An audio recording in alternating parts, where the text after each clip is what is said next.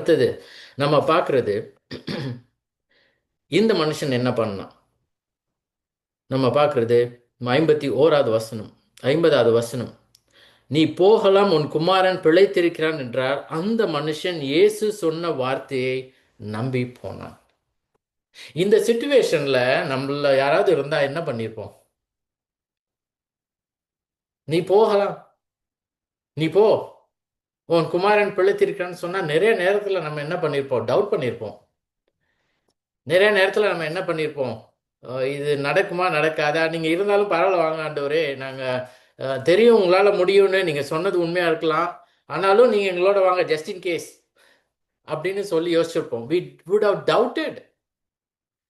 ஆனா பாருங்க, இந்த மனுஷன் நம்ம அளவுக்கு அவனுக்கு பைபிள் தெரிஞ்சிருக்காது, நம்ம அளவுக்கு கிறிஸ்துவை பற்றி தெரியலனாலும் இந்த ஒரு புற ஜாதியான் ஒரு சிம்பிள் ட்ரஸ்ட், அவன் பாருங்க நம்பி போனான், அவன் வார்த்தையை நம்பி போனான்.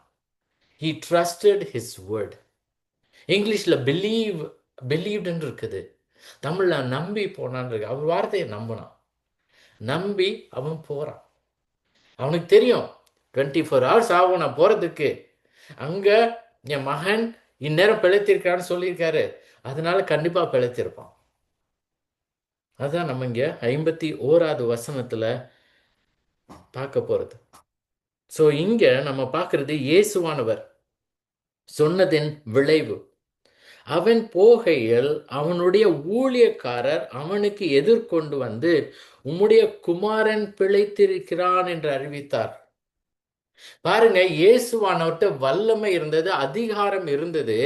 அதனால இந்த ஊழியக்காரர்கள் வந்து சொன்னது ஒரு ஆச்சரியமாக இந்த மனுஷனுக்கு இருக்காது. ஏன்? அவன் நம்பி போனான்.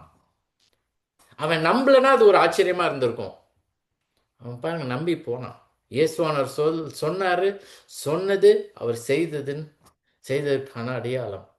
ஸோ இந்த ஊழியக்காரர் வந்தார்கள், இந்த சர்வன்ஸ் அவனுக்குன்னு இது கிரீக்ல வந்து ஸ்லேவ்ஸ், அடிமைகள், அவன் கீழே ஒர்க் பண்றவங்க. இது வந்து ஒரு குறிப்பிட்ட நேரத்தில் ஒர்க் பண்றவங்கள, அவன் இவங்க எல்லாம் எந்த வேலை சொன்னாலும் செய்யணும், அவங்க எல்லாரும் திரும்பி வராங்க. அவங்க வந்து இந்த மனுஷனிடத்துல ஒரு குறிப்பிட்ட செய்தியை சொல்லுகிறார்கள், ஸ்பெசிபிக் மெசேஜ். அவங்க வந்து வேற எந்த காரியத்தையும் பற்றி பேசவில்லை. அவர்கள் வந்து இந்த அவங்க எஜமான்ட்ட வந்து சொன்னதே, உன் குமாரன் பிழைத்திருக்கிறான் என்று அறிவித்தார்கள். This is a message. அவங்க வந்து சொன்னது ஒரு சந்தோஷமான செய்தி. ஏன்னா இந்த மனுஷன், அவங்களுக்கு தெரியும், இந்த மனுஷன் இயேசுவின் இடத்துல வந்தது, இவ்வளவு தூரம் வந்தது எப்படியாவது தன் குமாரன் பிழைப்பானான்னு சொல்லி இயேசுவின் இடத்துல வந்தது. இந்த ஊழியக்காரர்கள் நேரா வந்து சொன்னது ஒரு சந்தோஷமான ஒரு செய்தி. குமாரன் பிழைத்திருக்கார், நீ போனியா, உன் குமாரன் பிழைச்சிட்டான்னு. ஆனா அதோட முக்கியமான ஒரு காரியம் என்ன நடந்ததுன்னா, இந்த சந்தோஷமான செய்தியினால் இந்த எஜமானின், இந்த ராஜாவின் மனுஷனின் குமாரனின் சந்தோஷமான செய்தி மூலமாக பிதாவாகிய தேவனுடைய குமாரனை பற்றி முக்கியமான ஒரு காரியத்தையும் வெளிப்படுத்தினார்கள். அதுதான் இதுல முக்கியமான பாயிண்ட். இந்த அற்புதம், ஆமா, ரொம்ப முக்கியமான சந்தோஷமான விஷயம். ஆனா மிகவும் சந்தோஷமான விஷயம் இந்த ராஜாவின் மனுஷன் அவர்களிடத்துல கேட்டது. அதுதான் ரொம்ப முக்கியமானது. நிறைய நேரத்துல நம்ம அற்புதங்கள் அடையாளத்தோடே நின்றுறோம். அதுதான் இயேசுவானவர் சொன்னார், எல்லாரும் மக்களும் என்னிடத்துல வருவது இதற்காக தான், வேர்ல்ட்லி பெனிஃபிட்ஸ். ஆனா இயேசுவானவர் கொடுப்பது அதற்கும் மேலான ஒரு காரியம். அது என்னது? ரட்சிப்பு. அதை தான் நீங்க நாட வேண்டும் என்று இயேசுவானவர் அங்க சொன்னார். இப்போ நம்ம பார்க்கிறது இந்த 52வது வசனத்துல ஒரு ஆச்சரியமான ஒரு காரியம். இந்த காரியம் என்னன்னா, ஒரு ஸ்பெசிபிக் கிளாரிஃபிகேஷன். அவன் வந்து ஒரு குறிப்பிட்ட விளக்கம் அவனுக்கு தேவைப்பட்டது. அந்த விளக்கம் என்ன? அவங்க வந்து சொல்றாங்க, உன் குமாரன் பிழைத்திருக்கிறான்னு. நேச்சுரலி, நார்மலி நம்ம என்ன சொல்லுவோம்? அவன் எப்படிப்பா இருக்கான்? நல்லா பேசுறானா? நல்லா சாப்பிட்றானா? என்ன என்ன சொன்னான் அவங்க அம்மாட்ட? இல்லை என்ன அவன் பண்றான்? இந்த மாதிரி தான் நம்ம கேட்போம். ஆனா பாருங்க, இந்த மனுஷன் அப்பொழுது எந்த மணி நேரத்தில் அவனுக்கு குணம் உண்டாயிற்று என்று அவளிடத்தில் விசாரித்தான். இது அப்நார்மல் இல்ல, அன்யூஷுவல், ரைட்? அவன் கேட்க வேண்டிய காரியம் பலவிதமான அதர் திங்ஸ் அவன் குமாரனை பற்றி. ஆனா பாருங்க, அவன் கேட்டது எந்த மணி நேரத்துல அவன் குணமானான். இந்த ராஜாவின் மனுஷனுக்கு குணமான காரியம் ஒரு பெரிய சர்ப்ரைஸ் கிடையாது, ஆச்சரியம் கிடையாது. அவன் இப்ப என்ன பண்றான், அதுக்கு பின்னாடி என்ன, எதனால, அந்த நேரம் என்ன, ஏன்னா அதுக்கப்புறம் அவனுக்கு இன்னும் தெரிய வேண்டிய காரியம் ஒன்று இருக்கு. ஏன் இந்த மனுஷன் இப்படி அன்யூஷுவலா இதை கேட்டான், அப்நார்மலா கேட்டான். நம்ம எல்லாரும் நார்மலா யாருமே ஆல்மோஸ்ட் லைக் யாருமே இதை கேட்க மாட்டோம், எந்த மணி நேரம்னு. ரைட்? ஈவன் நம்ம குடும்பத்துல கூட, நம்ம வாழ்க்கையில கூட ஒரு ஒருத்தர் ரொம்ப கஷ்டப்படுறாங்க, வியாதியா இருக்கிறாங்க, அவங்க சுகம் அடைஞ்சிட்டாங்க அப்படின்னு சொல்றப்போ யாரும் போய் எப்பயிலேருந்துப்பா சுகம் அடைஞ்சாங்கன்னு ஃபர்ஸ்ட் கேட்க மாட்டோம். ஆனா பாருங்க, இந்த மனுஷன் எந்த மணி நேரம், எதனால இந்த மனுஷன் அப்படி கேட்டான்? எதுக்கான ரீசன், ஒரே ஒரு ரீசன் தான். It is because God has worked in this man's heart to believe in Jesus. இயேசுவை விசுவாசிக்க வேண்டும். அவன் அவன் அந்த வார்த்தையை நம்பி போனான். ஆனா இப்பொழுது இந்த மனுஷன் இயேசு கிறிஸ்துவை விசுவாசித்து ரட்சிப்பை பெற்றுக்கொள்ள வேண்டும் என்று தேவன் நிர்ணயித்திருந்தார். அதனால அவன் மனதிலே இந்த கேள்வியை அவர் தோன்ற வைத்து அவனை கேட்க வைத்தார். That's all. இது தேவன் செய்கிற அற்புதமான ஒரு காரியம். இப்போ நம்ம அடுத்தது நம்ம பார்க்கறது, அவர்கள் சொன்ன ஆன்சர் எந்த மணி நேரம் அப்படின்னு கேட்டா, அதற்கு அவர்கள் நேற்று 7ஆம் மணி நேரத்தில் ஜுரம் அவனை விட்டது என்றார்கள். Yesterday at the 7th hour. நம்ம 7வது மணி நேரம் அப்படின்னு சொல்றது இது ரோமர்கள் யூஸ் பண்ண டைம். அவர்கள் டே 6 AM to 6 PM, அந்த ஒரு டே 6 AM to 6 PM பல மணி நேரமாக பிரித்தனர். முதலாவது மணி நேரம்ன்றது 6 மணி காலையில. அதன்படி பார்த்தா இந்த 7ஆம் மணி நேரம்ன்றது மதியம் 1 மணிக்கு. அவங்க சொல்றது பாருங்க, நேற்று மதியம் 1 மணிக்கு ஜுரம் உன் குமாரனை விட்டது என்றார்கள். நேற்று 1 மணின்னு சொல்றப்போ நமக்கு என்ன தெரியுதுன்னா, இந்த மனுஷன் இயேசுவிடம் இருந்து பெற்றுக்கொண்ட அந்த அற்புதம், இந்த குமாரன் பெற்றுக்கொண்ட அற்புதம் நேற்று அப்படின்னு சொல்றப்போ 1 மணிக்குன்னு சொல்றப்போ ஆல்ரெடி அட்லீஸ்ட் 11 மணி நேரம் ஆயிடுச்சு அது நடந்து. ஏன்னா 1 மணி மத்தியானம் நடந்தது, நேற்றுனா அது அடுத்த நாளைக்கு அன்னைக்கு தான் சொல்றாங்க. அப்படின்னா 11 மணி நேரம் ஆச்சு, மிட் நைட் ஆயிடுச்சு. ஆனா அந்த காலத்துல பாருங்க, மிட் நைட்ல யாரும் டிராவல் பண்ண மாட்டாங்க, ஏன்னா இருட்டா இருக்கும், லைட்டு கிடையாது. அதனால காலையில 6 மணிக்கு எப்போ விடியுமோ அப்போலேருந்து தான் ஆரம்பிப்பாங்க. அதன்படி பார்த்தா மினிமம் 17 மணி நேரம் கழித்து இந்த ஊழியக்காரர்கள், வேலைக்காரர்கள் தன் எஜமானை பார்த்து குணமாயிட்டான்னு சொல்றான். 17 மணி நேரம் ஆயிடுச்சு இந்த அற்புதம் நடந்து. அதனால தான் அவங்க சொல்றாங்க, yesterday at the 7th hour the fever left him. இந்த ஃபீவர் அப்படின்னு நம்ம பார்க்குறது, இந்த வார்த்தை நம்ம யூஸ் பண்ணுறது க்ரீக்கில் மீன்ஸ் ஹீட். நம்ம சொல்கிறோம் உடம்பு கொதிக்குதுப்பா அப்படின்னு சொல்கிறோம், கொதிக்கிறது. அப்போ நம்ம என்ன மீன் பண்ணுறோம், அவனுக்கு நல்ல பெரிய காய்ச்சல் ரொம்ப ஜாஸ்தியாக இருக்குதுன்னு சொல்லி. அப்படிப்பட்ட வார்த்தையை தான் இங்கே அவர்கள் பயன்படுத்தினார்கள். அது மட்டும் இல்லை, இங்கே பாருங்க, அவங்க சொல்கிறப்போ அவனுக்கு குணம் உண்டாயிற்று. Yesterday at the 7th hour the fever left him. அது 51ல் சன் வாஸ் ரிகவரிங்கிற வார்த்தையை அவங்க பயன்படுத்தினாங்க. அது இன்ஸ்டன்ட் மிரக்கிள், கொஞ்சம் கொஞ்சமா அவன் நல்லா ஆகிறது மாதிரி இல்லை. இது த சன் லிவ்ஸ், அந்த வார்த்தை, குமாரன் பிழைக்கிறான். 7ஆம் மணி நேரத்திலிருந்து அவனுக்கு அந்த ஜுரம் அவனை விட்டு போயிற்று. அதுதான் அவங்க எக்ஸ்பிரஸ் பண்ணுறாங்க, அவன்கிட்ட சொல்கிறாங்க. அப்போ பாருங்க, இந்த 53வது வசனம் ஒரு ஸ்பெசிஃபிக் ரிமெம்பரன்ஸ், ஒரு குறிப்பிட்ட காரியத்தை அவன் ஞாபகத்துக்கு கொண்டு வரான். அப்போ பாருங்க, இதுக்கெல்லாம் ரெஸ்பான்ஸ் பாருங்க. நார்மல் நேச்சுரல் ஒரு கிறிஸ்டியன் கூட இருந்தா கூட, விசுவாசி கூட இதை கேள்விப்படுறப்ப நம்ம என்ன செய்வோம்? இந்த மாதிரி நேற்று 7ஆம் மணி நேரத்தில் ஜுரம் விட்டதுன்னு சொன்னப்போ நம்ம கன்ஃபார்ம் ஆயிடுச்சு, இயேசு சொன்னார், நான் நம்பினேன், அவர் குணம் அடைந்து விட்டார், பிரைஸ் தி லார்ட். ஒரு தேங்க்யூ ஜீசஸ் அப்படின்னு மாதிரி தான் சொல்லியிருப்போம் இல்லை, இயேசுவானவருக்கு நன்றி சொல்லியிருப்போம். ஆனால் பாருங்க இந்த மனுஷன் என்ன பண்ணுறான்னு. இதுதான் தேவன் செய்கிற காரியம். 53வது வசனத்துல, உன் குமாரன் பிழைத்திருக்கிறான் என்று இயேசு தன்னுடனே சொன்ன மணி நேரம் அதுவே என்று தகப்பன் அறிந்து. அப்ப என்ன பண்றான் அவன்? யோசிக்கிறான். இயேசுவானவர் எப்ப என்கிட்ட சொன்னார்? இதெல்லாம் நாட் நார்மல். அவன் யோசிக்கிறான். யோசிச்சு எப்போ ஆண்டவர் சொன்னார்? நேத்து 1 மணிக்கா சொன்னார் அவரு அப்படின்னு சொல்லி யோசிக்கிறப்ப அந்த தருணத்தை அவன் யோசிக்கிறான். அப்போ அவன் மனசுல என்ன பண்றான்? இயேசுவானவரை நான் போய் மீட் பண்ணேன், என்னோட நான் வாங்கன்னு சொன்னேன் கப்பர்நகூமுக்கு. அப்போ இயேசுவானவர் என்கிட்ட சொன்னது, அடையாளங்கள் அற்புதங்களும் நீங்கள் காணாவிட்டால் விசுவாசிக்க மாட்டேன். அப்போ நான் சொன்னது இந்த மாதிரி என்னுடைய குமாரன் சாகிறதுக்கு முன்னே வாங்கன்னு சொன்னேன். அப்போ இயேசுவானவர் என்கிட்ட சொன்னது, நீ போகலாம், உன் குமாரன் பிழைத்து இருக்கிறான் என்று சொன்னார். இது எல்லாம் நடந்தது இவர்கள் சொல்கிற அதே தருணத்துல தான். அவர் சொன்னது அதே நொடியில தான், அதே டைம்ல தான் அவர் சொன்னாரே. அப்ப இவர் தீர்க்கதரிசிக்கு மேலா இருக்குமோ? ஏன்னா இவரே அற்புதம் செய்தாரே, இவர் ஜெபிக்கவில்லையே, வாக்குறுதி மட்டும் சொல்லையே, இவரே செய்து விட்டாரே. அப்ப இவர் யார்? அதை தான் நம்மளும் யோசிக்கணும். சுகத்தை மட்டும் பெற்றுக்கொள்வது இல்லை, உடல் பிரகாரமாக எனக்கு இது வேணும் அது வேணும் சொல்லி இயேசுவின் இடத்திலிருந்து பெற்றுக்கொள்வதில்லை. பட் இயேசுவானவர் யார்? அதற்காக தான் யோவான் இந்த இந்த சுவிசேஷத்தையே எழுதியிருக்கிறார்.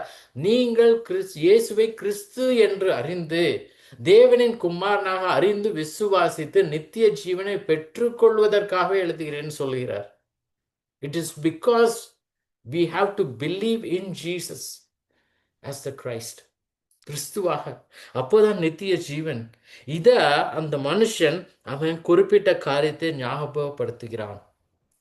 ஞாபகப்படுத்தி அதுக்கப்புறம் பாருங்க என்ன ஆச்சுன்னு. அவனும் அவன் வீட்டார் அனைவரும் விசுவாசித்தார்கள். அவன் மட்டும் விசுவாசிக்கல, கர்த்தர் இயேசு சொன்ன வார்த்தையை நம்பி போனா. இப்போ அந்த ஊழியக்காரர்கள், அவனுடைய வேலைக்காரர்கள் சொல்வதின் மூலம் அவன் விசுவாசித்தான், இயேசுவை விசுவாசித்தான். இயேசுவை மாம்சத்தில் தேவன் என்று அறிந்தான், இயேசுவை கிறிஸ்து என்று அறிந்தான். தீர்க்கதரிசி மட்டும் இல்லை, இவர் மகா தீர்க்கதரிசி மட்டும் இல்லை, இவர் மாம்சத்திலே தேவன் என்பதை விசுவாசித்தான். விசுவாசிப்பதனால் ரட்சிப்பை பெற்றுக்கொண்டான். இப்போ இதுல முக்கியமான காரியம் என்னன்னா, நம்ம எதிர்பார்க்கிறது அவன் மட்டும் விசுவாசித்தான். ஆனா பாருங்க, அவன் மட்டும் விசுவாசிக்கல, அவன் வீட்டார் அனைவரும் விசுவாசித்தார்கள். அந்த குமாரன் சாக கிடைக்க இருந்தானே, அவன் விசுவாசித்தான். அவன் எப்படி விசுவாசித்தான்? அவனுக்கு தெரியாது. நேற்று 7ஆம் மணி நேரத்துல அவன் பெற்றுக்கொண்டான், ஜுரம் விட்டதுன்னு சொன்னார். அப்போ அந்த டைம்ல அவனுக்கு தெரியாது எப்படி போச்சுன்னு. அங்க இருந்தவர்கள், அவனுடைய அம்மா, அவனுடைய ரிலேட்டிவ்ஸ், அங்க வேலை பார்த்தவர்கள், அவங்க யாருக்குமே தெரியாது எதனால இப்படி நடந்ததுன்னு. ஆனா பாருங்க, இப்ப என்ன போட்டிருக்கு? அவன் வீட்டார் அனைவரும் விசுவாசித்தார்கள்னு. அப்ப இம்ப்ளைடு என்ன? மறைமுகமா சொல்லப்பட்டது, இந்த ராஜாவின் மனுஷன் போய் சொல்லியிருப்பான், நான் போனேன், இதுதான் நடந்தது, இயேசுவானவர் என்கிட்ட சொன்னார், நீ போகலாம், உன் குமாரன் பிழைத்திருக்கிறான்னு. அது நடந்த அதே சொன்ன டைம்ல தான் உனக்கும் நடந்தது. இந்த இயேசுவை நாம் விசுவாசிக்க வேண்டும். He became a missionary. ஊழியக்காரனா போனவன் வந்தப்போ ஒரு சாதாரண ராஜாவின் மனுஷனா, புறஜாதியானா வந்தான். ஆனா பாருங்க, இவனும் அந்த சமாரிய பெண்ணை போல தான் மட்டும் விசுவாசது இல்லாம, அவ எப்படி போய் இந்த சீகார் ஊர்ல போய் மக்கள் இடத்துல நான் செய்த எல்லாவற்றையும் இவர் சொன்னார். He told me all that I ever did. Come see him. வந்து பாருங்கள், இவர் கிறிஸ்து தானே என்றார். அவளாலே அந்த ஊர்ல பல பேரும் விசுவாசித்தார்கள். அங்க ஒரு அற்புதம் கூட இயேசுவானவர் செய்யவில்லை.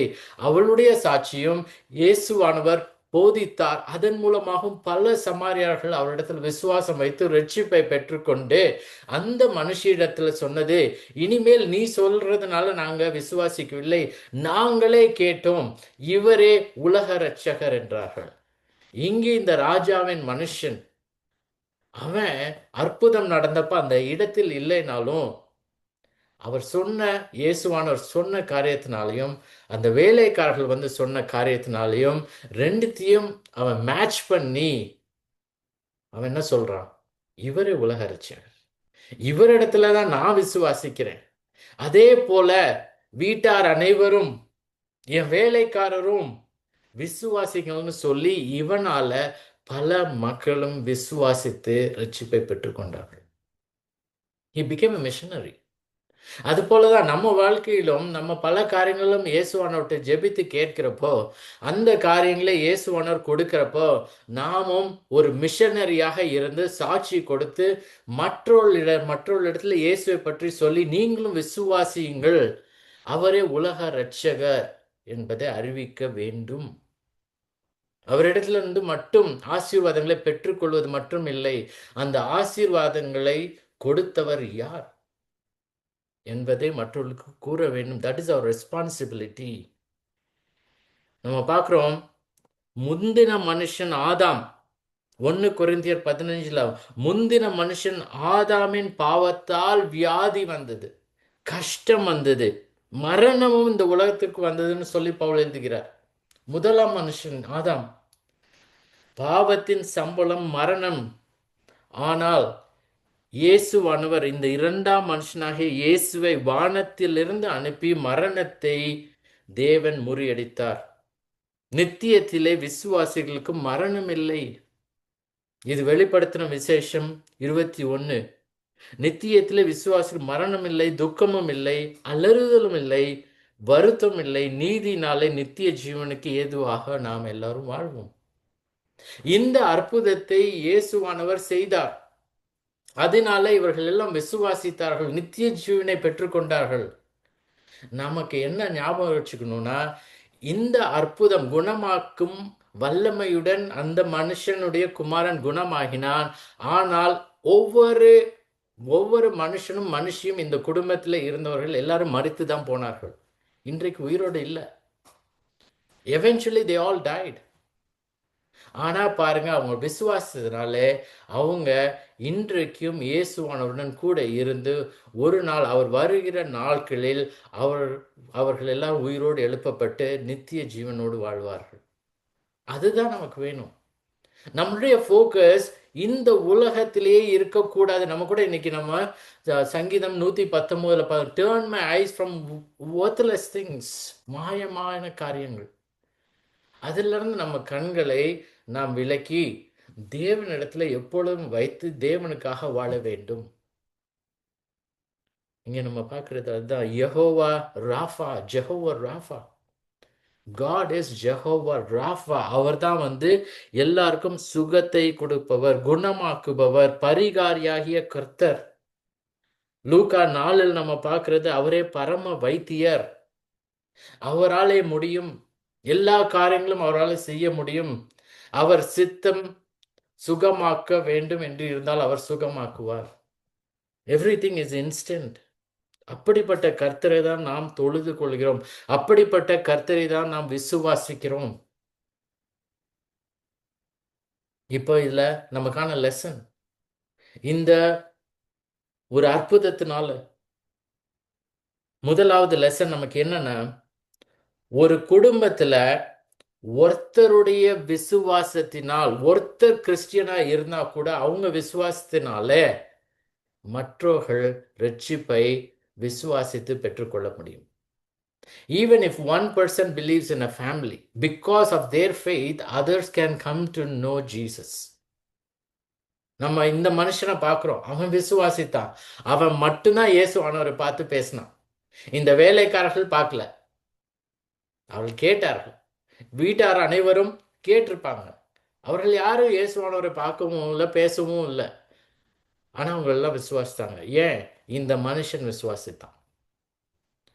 அதே போல கொர்நேலியு, அப்போஸ்தலர் 10வது அதிகாரத்துல கொர்நேலியு அவன் விசுவாசத்தினால அவன் வீட்டார் அனைவரும் விசுவாசித்தார்கள், ஞானஸ்தானம் பெற்றுக்கொண்டார்கள். அது மட்டும் இல்ல, லிடியா அவள் மட்டும் விசுவாசிக்கவில்லை, கர்த்தர் அவளுடைய இருதயத்தை திறந்தார். பவுல் பேசுறப்ப திறந்தார். அவள் விசுவாசித்தால் அவள் வீட்டார் அனைவரும் விசுவாசித்து ஞானஸ்தானத்தை பெற்றுக்கொண்டார்கள்.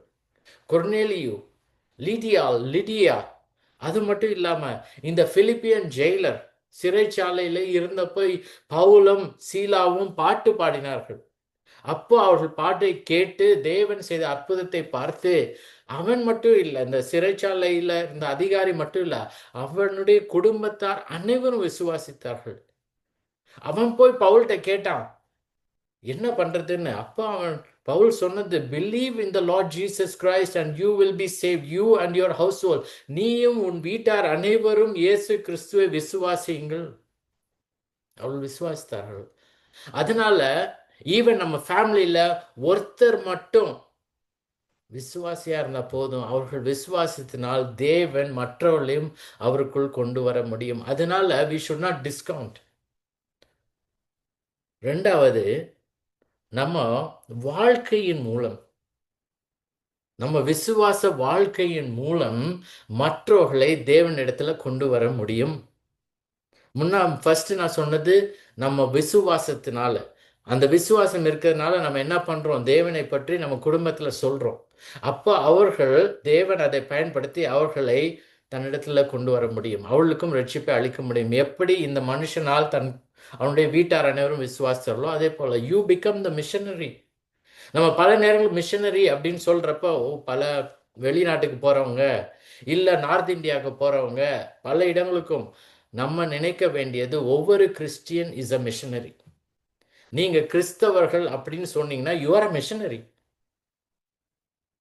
முழு நேர மிஷனரி பயணமாக நம்ம பல இடத்துக்கு போகலாம், ஆனா you are a missionary to your own family, relatives, neighbours, உங்களை சுத்தி இருக்கவங்களுக்கு நீங்க தான் மிஷனரி. நீங்க தேவனை பற்றி மற்றவர்களுக்கு இருந்த இடத்தில் இருந்தே சொல்ல முடியும். இன்னைக்கு ஆன்லைன்ல போய் சொல்லலாம், போன் வழியா சொல்லலாம். பல அந்த அந்த காலத்துல ஒவ்வொரு இடத்துக்கும் போகணும், இன்னைக்கு எல்லாமே வந்து போன் வழியா போய் சொல்லலாமே. நாமும் செய்து நாம் இந்த நற்செய்தியை அறிவித்து மற்றவர்களை தேவனிடத்துல ரட்சிப்புக்கு கொண்டு வரணும். அதனாலதான் நம்ம பார்க்கிறோம், இந்த யோவான் 4வது அதிகாரத்துல இங்க கலிலேயாவுக்கு வர்றதுக்கு முன்னாடி இயேசுவானவர் தன்னுடைய சீஷர்களிடத்துல சொன்னது பாருங்க. இது யோவான் 4வது அதிகாரத்துல, இது 36வது வசனத்திலிருந்து வாசிக்கிறேன்.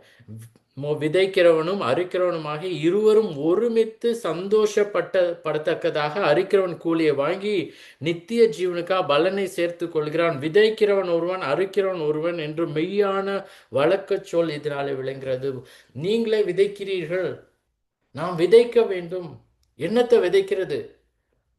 காஸ்பல், சுவிசேஷத்தை விதையுங்கள், தேவனை பற்றி கூறுங்கள், கூறி இந்த நற்செய்தியை மற்றொரு இடத்துல பகருங்கள். அப்போ தேவன் நம்ம வந்து போய் விதைக்கிறது மட்டும் இல்லாமல் அறுக்கிறதுக்கும் அவருக்கு சித்தமானால் நமக்கு அந்த ஆப்பர்ச்சுனிட்டியை கொடுப்பார். Privilege, it's a blessing. அடுத்தது, நம்முடைய வாழ்க்கையின் மூலம் நாம் எப்படி வாழ்கிறோம்?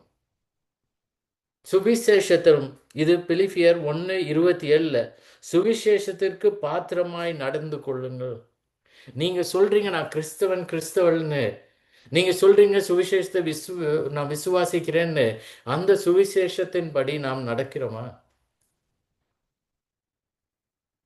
பாருங்க, 1 கொரிந்தியர் 7:16, அதுல பவுல் எழுதுறப்போ, மனைவியானவளே நீ உன் புருஷனை ரட்சிப்பாயோ அல்லவோ? உனக்கு எப்படி தெரியும்? புருஷனை நீ உன் மனைவியை ரட்சிப்பாயோ அல்லவோ? உனக்கு எப்படி தெரியும்? அவர் என்ன சொல்றாரு? உன் மூலமாக தேவன் அவர்களுக்கு ரட்சிப்பை அளிக்க முடியும், உனக்கு தெரியாது. அதனால ஒழுங்கா நீ எப்படி கிறிஸ்தவன்னு சொல்றியோ அதன்படி வாழ்ந்து காமி. அடுத்தது 1 பேதுரு 3 முதல் 2 வசனங்கள். அந்தப்படி மனைவிகளே உங்கள் சொந்த புருஷர்களுக்கு கீழ்ப்படிந்திருங்கள். அப்பொழுது அவர்களில் யாராவது திருவசனத்திற்கு கீழ்ப்படியாதவர்களாய் இருந்தால் பயபக்தியோடு கூடிய உங்கள் கற்புள்ள நடவடிக்கையை அவர்கள் பார்த்து போதனை இன்றி மனைவிகளின் நடக்கையினாலேயே ஆதாயப்படுத்திக் கொள்ளப்படுவார். எப்படி நடக்கிறோம்? We can influence people by our lifestyle. என்ன மாதிரியான வாழ்க்கையை நாம் வாழ்கிறோம் அது பார்த்து சில பேர் கிறிஸ்துவை பற்றி நம்மிடத்துல கேட்பார்கள். கேட்பதன் மூலம் நாம் அவர்களிடத்துல சொல்ல முடியும். சொல்வதினால் தேவன் அவர்களை ரட்சிக்க முடியும். இப்படிப்பட்ட இந்த ஸ்டோரி தான் இது. இந்த ஒரு மனுஷன், ஒரு சாதாரண மனுஷன், புற ஜாதியான், இவன் யூதன் கூட கிடையாது. இவனுக்கு பழைய ஏற்பாடு புஸ்தகங்கள், மோசேயின் புஸ்தகங்கள் கூட ரொம்ப தெரியாது. ஆனா அவனுக்கு தெரிஞ்சதெல்லாம் இந்த இயேசுவானவர். அவரால முடியும். நான் அவரிடத்துல போய் என் குமாரனுக்கு சுகத்தை கேட்பேன், அவர் செய்ய முடியும், அவரை கூட்டு கொண்டு வருவேன்னு சொல்லி போனா. ஆனா இயேசுவானர் சொன்னதை நம்பினா, கடைசியாக இயேசுவே கிறிஸ்து என்று விசுவாசித்து ரட்சிப்பை பெற்றுக்கொண்டு அதை தன்னுடைய வீட்டார் அனைவருக்கும் அறிவித்து, அவன் மட்டும் இல்லாம அவன் வீட்டார் அனைவரும் ரட்சிக்கப்பட்டார். ஜெபிக்கலாமா? அற்புதங்களின் தேவனே, அடையாளங்களின் தேவனே, உமக்கு கோடான கோடி நன்றிகள் ஆண்டவரே, இந்த வசனங்களுக்காக. இதன் மூலம் எங்களுக்கு பல உண்மைகளையும் நீர் எங்களுக்கு காண்பித்து, இதை நாங்கள் ஒரு கதை மட்டுமாக பார்க்காமல், நாங்கள் எங்களுடைய வாழ்க்கையில் எப்படி நாங்களும் ஆண்டவரே பல அற்புதங்களையும் பெற்றுக்கொண்டு வாழ்கிறோம். பெரிய காரியங்களை கர்த்தர் செய்திருக்கிறார், அதை நாங்கள் சொல்கிறோம். ஆண்டவரே, நாங்கள் ட்ரூலி நீ பெரிய காரியங்களை செய்திருக்கிறீர், பல விதமான அற்புதமான காரியங்களை செய்திருக்கிறீர்.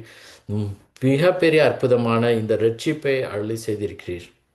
நாங்களும் ஆண்டவரே இந்த மனுஷனை போல இந்த சுவிசேஷத்தை எங்கள் மனதில் மட்டும் வைத்து கொள்ளாமல் நாங்கள் மற்றவர்களுக்கு எடுத்து கூறி அதன்படி வாழ்ந்து நாங்களும் சாட்சியாக இருந்து மற்றவர்களை உம்மிடத்தில் கொண்டு வர நீ கிருபை செய்தலும்.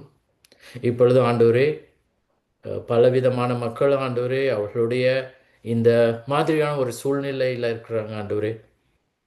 கஷ்டங்கள், கவலைகள், துக்கங்கள், வியாதிகள், அவர்களுக்கு தெரிஞ்ச அன்பு பாராட்டுற மக்கள் கஷ்டப்படுறாங்க, அவங்களுக்காக அவங்க ஜெபிக்கிறாங்க.